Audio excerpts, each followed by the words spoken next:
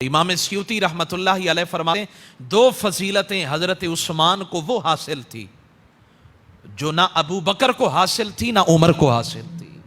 دو فضیلتیں ایسی تھی جو حضرت عثمان غنی کو حاصل تھی جو صدیق اکبر یار غار کو بھی حاصل نہیں تھی، اور نہ حضرت فاروق اعظم رضی اللہ تعالیٰ عنہ جو پہلو صدیق اکبر میں سوئے ہوئے ہیں ان کو بھی حاصل نہیں تھی.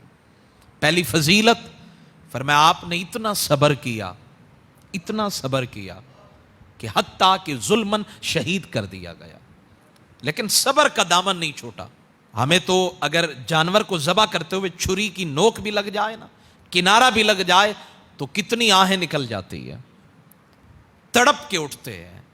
اب ذبح تم کرو، میں پہلے اپنی پٹی تو باندھ لوں، خون بہ رہا ہے کہیں کمزوری نہ واقع ہو جائے، چہرہ زرد پڑ جائے گا، کیا ہوگا. یہ تھوڑی سی چھری کی کاٹ برداشت نہیں کرتے. اور کہاں عثمان غنی رضی اللہ تعالیٰ عنہ شہادت کے روز بھی 20 غلام خرید کر کے آزاد کیے.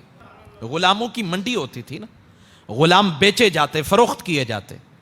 شہادت جس دن آپ کو شہید کیا گیا، حضرت عثمان غنی رضی اللہ تعالیٰ عنہ نے 20 غلام خریدے اور خرید کر آزاد کر دیے.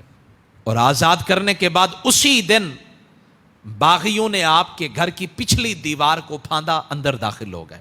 کنانہ بن بشر اس ظالم نے بڑی تیزی کے ساتھ زور سے آپ کی پیشانی پر لوہے کی لٹ ماری، آپ منہ کے بل زمین پر گرے. ظالم تھا جس کا نام تھا عمر بن حمق.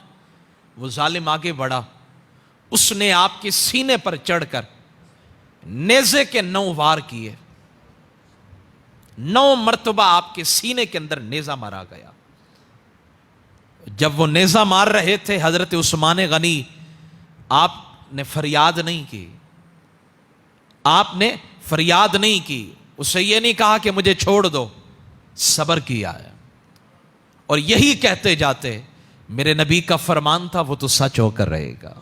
حضور کا فرمان تھا نا کہ آپ کو مظلوم بنا کر ظلمن شہید کیا جائے گا. کہاں ہم واقعہ کربلا کو ذکر کرتے ہیں، حضرت عباس وہاں خیموں پر پہرا دے رہے ہیں، یہاں حسن حسین پہرا دے رہے ہیں. یہاں امام حسن پہرا دے رہے ہیں، امام حسین پہرا دے رہے ہیں، جس نے پورے مدینے کو پانی پلایا، خود انہیں 40 دن تک پانی کے قریب نہیں آنے دیا گیا. محاصرہ کیا گیا، سینے میں 9 نیزے مارے گئے. اور جب 9 نیزے مارے گئے تو فرماتے ہیں ایک اور ظالم آگے بڑھا، آپ کی بیوی حضرت سیدہ نائلہ وہ آپ کو بچانے کے لیے دوڑی، آپ کے آگے اس نے ہاتھ کیے تو ایک ظالم تھا، اس نے تلوار ماری کہ آپ کی بیوی کی 3 انگلیاں کٹ کے جدا ہو گئی. اور پھر اس ظالم نے آپ کو شہید کر دیا. آپ کے لہو کا پہلا قطرہ قرآن پاک کی اس آیت پہ گرا، فَسَيَكْفِيكَهُمُ اللَّهُ وَهُوَ السَّمِيعُ الْعَلِيمُ. فرمایا اللہ ان کو کافی ہے، وَهُوَ السَّمِيعُ الْعَلِيمُ، وہ سننے والا بھی ہے، وہ جاننے والا بھی ہے. اور جب آپ کو شہید کیا گیا اس وقت قرآن پاک کی یہ آیت آپ تلاوت کر رہے تھے، الَّذِينَ قَالَ لَهُمُ النَّاسُ إِنَّ النَّاسَ قَدْ جَمَعُوا لَكُمْ فَاخْشَوْهُمْ فَزَادَهُمْ إِيمَانًا وَقَالُوا حَسْبُنَا اللَّهُ وَنِعْمَ الْوَكِيلُ.